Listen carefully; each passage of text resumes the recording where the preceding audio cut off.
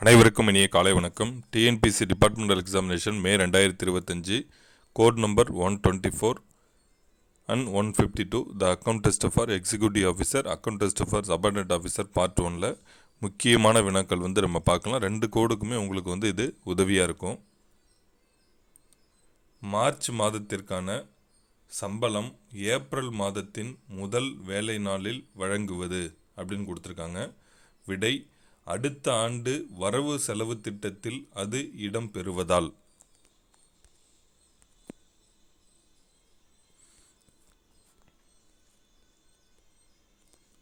பணிகள் தொடங்காவிட்டால் ஒரு பணியின் மதிப்பீட்டுக்கு வழங்கிய ஒப்பானை, அதாவது சாதாரண பழுதுபார்ப்பு தவிர, கால கழிவடைவது எப்போதுன்னு கேட்டிருக்காங்க. விடை: 5 ஆண்டுகள் கழித்து.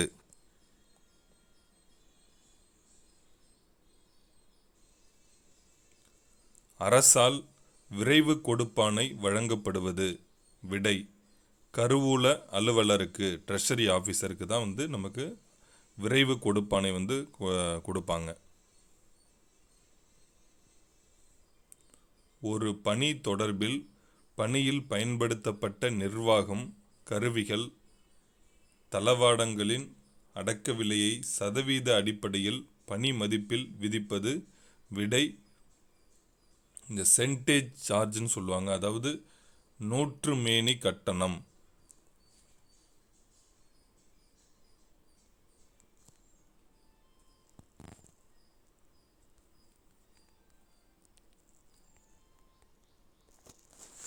ஓர் அலகின் நிதியொதுக்கத்தில் உள்ள நிதியொதுக்க சேமிப்பை மிகை செலவை எதிர்பார்க்கும் மற்றொரு அலகிற்கு மாற்றுவது என்ன? விடை: மறு நிதியொதுக்கம்.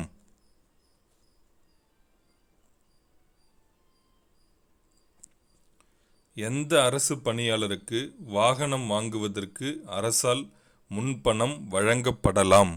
விடை: நிரந்தர பணியில் உள்ளவர் மற்றும் தகுதிக்கான் பருவம், ஒப்புதல் அளிக்கப்பட்டவர். இது ரெண்டுமே வரும், போத் ஏ அண்ட் பி. ஊதியம் மற்றும் படிகள் 3 ஆண்டுகளுக்கு கோரப்படவில்லை எனில். விடை: துறை தலைவரின் உத்தரவு தேவை.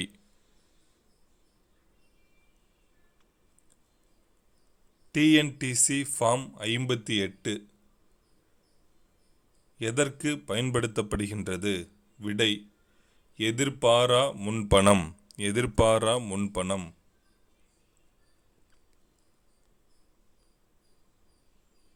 தமிழ்நாடு அரசு அடிப்படை விதிகள் விதி 9/27 இன் கீழ் ஒப்பளிக்கப்படும் நல்கை. விடை: பிழைப்பூதியம்.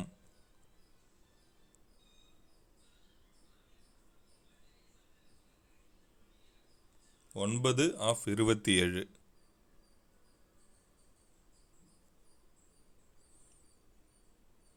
பிறவற்றில் இருந்து வேறுபட்ட பிழைப்பு ஊதிய கழித்தலை காண்கன்னு கேட்டிருக்காங்க. ஃபஸ்ட்டு வருமான வரி, அரசு கடனை திரும்ப செலுத்துதல், வீட்டு வாடகை மற்றும் தொடர்புடைய செலவுகள், இது எல்லாமே வரும். இதில் வேறுபட்டதுன்னு பார்த்தோம்னா பொது வருங்கால வைப்பு நிதி முன்பணம் திருப்பத் தொகை, இதுதான் இவற்றிலிருந்து வேறுபட்டது. தொகுப்பு நிதி இந்திய அரசியலமைப்பு சட்டம் எந்த ஆர்டிக்கிளின்படி ஏற்படுத்தப்படுகின்றதுன்னு கேட்டிருக்காங்க. தொகுப்பு நிதி இந்திய அரசமைப்பு சட்டம். விடை: பிரிவு கூறு 266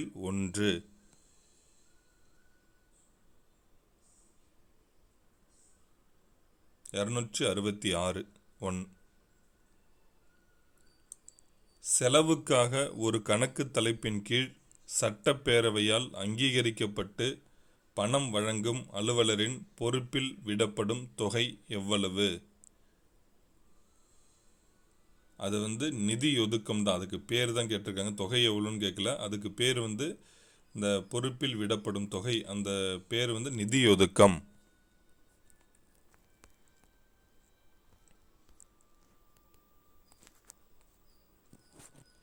மதிப்பீட்டு குழுவை அமைப்பது?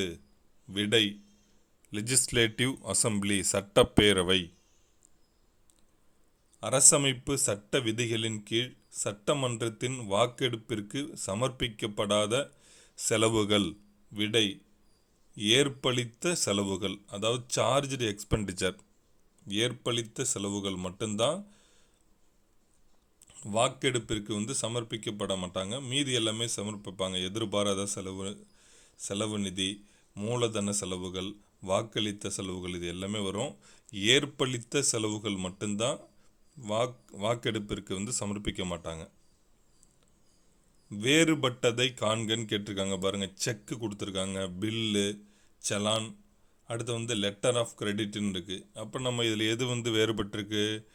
அந்த கடன் சான்று, லெட்டர் ஆஃப் கிரெடிட், அதுதான் வேறுபட்டிருக்கு. ஆட் ஒன் அவுட்டில் இதில் 4ல் இது மட்டும்தான் வேறுபட்டிருக்கு. கடன் சான்று.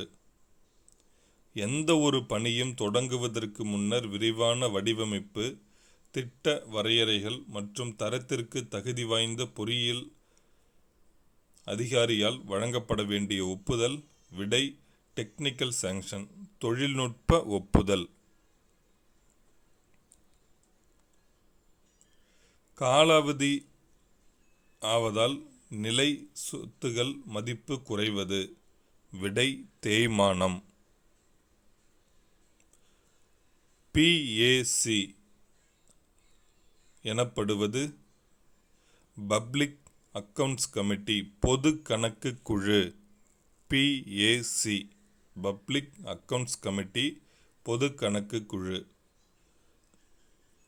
அலுவலர்கள் மற்றும் நிர்வாகத்தில் உள்ளோர் எண்ணிக்கையை காட்டும் அறிக்கை அழைக்கப்படுவது நம்பர் ஸ்டேட்மெண்ட், எண் அறிக்கை. பெருந்தலைப்பின் முதலாவது இலக்கம் 4 அல்லது 5 ஆக இருப்பின் அந்த கணக்கு காட்டுவது. விடை கேபிட்டல் எக்ஸ்பெண்டிச்சர், மூலதன செலவு.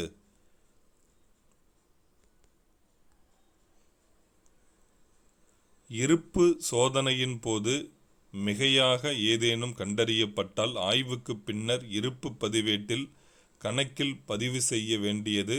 விடை வரவாக, ரிசிப்ட், ரிசிப்ட். வெள்ளம், புயல் அல்லது பிற இயற்கை சீற்றங்களால் பாதிக்கப்பட்ட எளிய மக்களுக்கு நிவாரணம் அளிக்க ஆட்சியருக்கு அதிகாரம் உடையவர்னு கொடுத்துருக்காங்க. எதுன்னு கேட்டிங்கன்னா விருப்ப மானியம். விருப்ப மானியம் வழங்குவதற்கு ஆட்சியர் அதிகாரம் உடையவர். பயண முன்பணம், டூர் அட்வான்ஸ் பெறுவதற்கான எண்ணிக்கை தகுதி. விடை 1.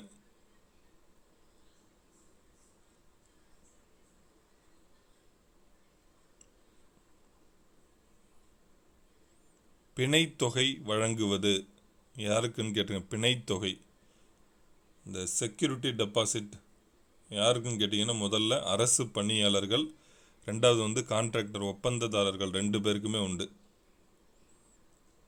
நிரந்தர முன்பணத்தை மாதத்தில் எத்தனை முறை மீட்சி செய்யலாம்னு கேட்டிருக்காங்க. நிரந்தர முன்பணம், பெர்மனன்ட் அட்வான்ஸ், 2 முறை மீட்சி செய்ய, மாதத்தில் 2 முறை மீட்சி செய்யலாம்.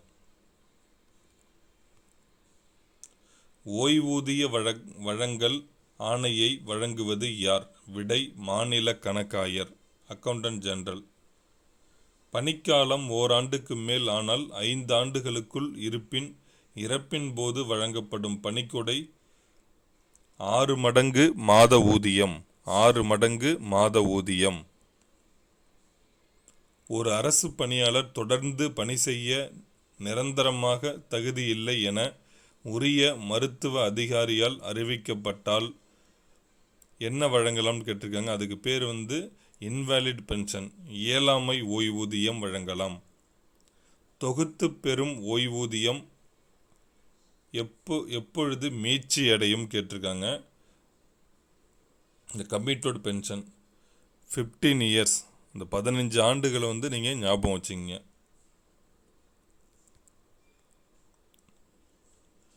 புதிதாக மாறுதல் செய்யப்பட்ட அலுவலகத்தில் ஊதியம் கோருவதற்கு தேவையான சான்று என்ன? அந்த லாஸ்ட் பே சர்டிஃபிகேட் எல்பிசின்னு சொல்லுவோம், முன் ஊதிய சான்று. ஊதிய உயர்வு சான்று தயாரிக்கப்பட வேண்டிய படிவம் என்னன்னு கேட்டிருக்கோம். இதுவும் முக்கியமானதான். TNDC form 49. கோரலின் செல்லுபடி தன்மையின் ஏற்பிற்கும் செலுத்தப் பெறுநர் உண்மையாகவே தொகை பெற்று கொண்டதற்கான அத்தாட்சிக்கும் மாநில கணக்காயருக்கு பொறுப்பாவது விடை ட்ரெஷரி ஆஃபீஸர், கருவூல அலுவலர். நிலையற்ற பண்புடைய பணிக்கு வழங்குவது விடை மதிப்பூதியம். செலுத்தல் நடவடிக்கையில் ஏட்டளவில் சரிகட்டுதல் பின்பற்றப்படவில்லை எனில் அது ரொக்க அடிப்படை கணக்கு, கேஷ் பேசிஸ் அக்கவுண்ட். மருத்துவச் சான்றின் பேரில் ஈட்டா விடுப்பு உயர் வரம்பாக அனுமதிக்கப்படுவது விடை 540 நாட்கள். பின்னர் சமர்ப்பிக்கப்படும் ஒரு அலுவலரின் ஊதிய பட்டியலிலிருந்து பிடித்தம் செய்ய மாநில கணக்காயரால் வழங்கப்படும் கட்டளை விடை ஊதிய நறுக்கு.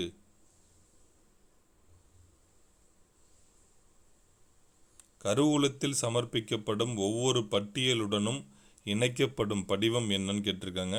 டிஎன்டிசி 100. தன் விருப்ப ஓய்வு கோருவதற்கான தகுதி. வாலண்டரி ரிட்டையர்மெண்ட் யார் அப்ளை பண்ணலாம் அப்படின்னு கேட்டிங்கன்னா, 50 வயது நிறைவடைந்து அல்லது 20 ஆண்டுக்கு பணி முடித்திருக்க வேண்டும். இது ரெண்டில் எது வருதோ நம்ம தாராளமாக கொடுத்துக்கலாம்.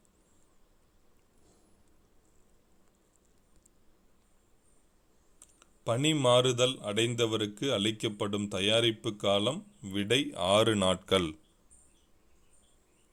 அயர் பணிக்கு யாரை அனுப்பலாம்? விடை தகுதிக்கான் பருவம் முடித்தவர். தனி அலகாக ஒப்புதலாணை அளிக்கப்பட்ட ஒரு பணியின் மொத்தமும் அல்லது ஒரு பணியின் ஒரு பகுதி விடை பணிநிலை பிரிவு. பொதுவாக ஓராண்டில் பணத்திற்காக ஈட்டிய விடுப்பு ஒப்படைப்பு செய்யலாம். விடை 15 நாட்கள். இப்போ கூட சொல்லியிருக்காங்க. பயணப்படிகளுக்கான கணக்கு தலைப்பு எதுன்னு கேட்டிருக்காங்க. ஊதிய தலைப்பு, பே ஹெட். 3 ஆண்டுகளுக்கு மேல் அயற்பணியை நீட்டிப்பு செய்வதற்கு தகுதியுடைய அதிகார அமைப்பு விடை அரசு. மலைப்படி அனுமதிக்கப்படும் வீதம் அடிப்படை ஊதியத்தில் விடை 20%.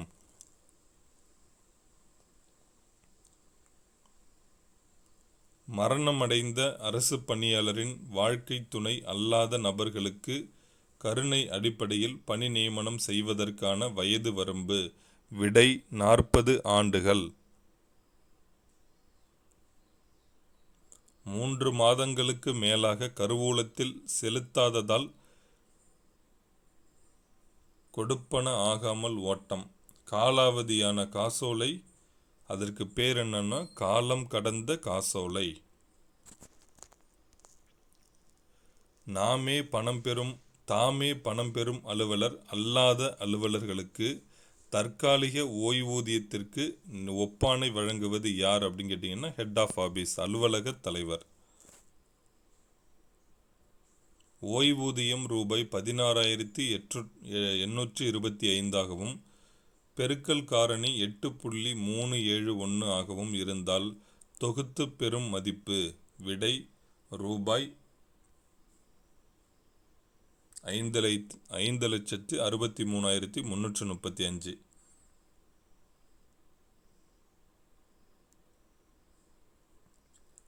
பணம் பெறும் அலுவலர் அலுவலக மாதாந்திர செலவுகளை ஒத்திசைவு செய்வது விடை கருவூலத்துடன், ட்ரெஷரி. கருவூல அலுவலர் ஓய்வூதியம் வழங்கும் அலுவலர் அல்லது உதவி கருவூல அலுவலர் முன் ஒரு ஓய்வூதியர் எத்தனை முறை நேரில் தோன்ற வேண்டும்? ஆண்டுக்கு, இயர்.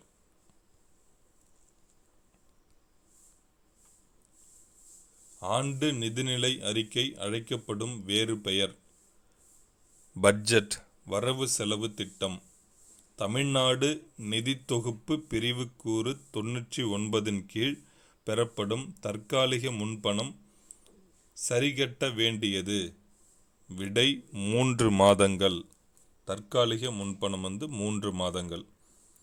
பணியிடம் வேண்டிய காத்திருப்பு காலம் கருதப்படுவது. விடை பணியாக, டியூட்டி. முன் ஊதிய சான்று வழங்குவது யார்? விடை பணம் பெற்று வழங்கும் அலுவலர், drawing officer, drawing and disbursing officer. ECS அப்படின்னா என்னென்னா மின்னணு தீர்வு முறை, அதாவது எலக்ட்ரானிக் கிளியரன்ஸ் சிஸ்டம், மின்னணு தீர்வு முறை. தொகுக்கப்பட்ட எண் அறிக்கையானது ஆண்டுதோறும் பணியாளர்களின் நிலையை காட்டுவதாக இருக்க வேண்டும். அப்படின்னா ஜூலை 1 தொகுத்து பெறுதல். நல்லா நான் தொகுக்கப்பட்ட எண் அறிக்கை, நம்பர் ஸ்டேட்மெண்ட். ஸ்டாஃப் பொசிஷனுக்கு பார்த்தீங்கன்னா July 1 every year, each year. ரொக்க ஏடு பராமரிக்கப்பட வேண்டிய படிவம். கேஷ் புக் எந்த படிவத்தில் பராமரிப்பாங்கன்னா டிஎன்டிசி ஃபார்ம் 5. பொது வருங்கால வைப்பு நிதியிலிருந்து 2 தற்காலிக முன்பண ஒப்பனைகளுக்கு இடையே எவ்வளவு இடைவெளி இருக்க வேண்டும் கொடுத்துருக்காங்க. மினிமம் 6 months, 6 மாதங்கள். கீழ்கண்டவற்றில் எது மற்றதிலிருந்து வேறுபடுகின்றதுன்னு கொடுத்துருக்காங்க. அகவிலைப்படி, வீட்டு வாடகைப்படி, மலைப்படி, இதெல்லாம் நமக்கு அதிலே வரும். இதில் வேறுபட்டதுன்னு பார்த்தா அடிஷ்னல் சார்ஜ் அலவுன்ஸ், கூடுதல் பொறுப்பு படியே தான் வேறுபட்டது. அனைவருக்கும் மிக்க நன்றி.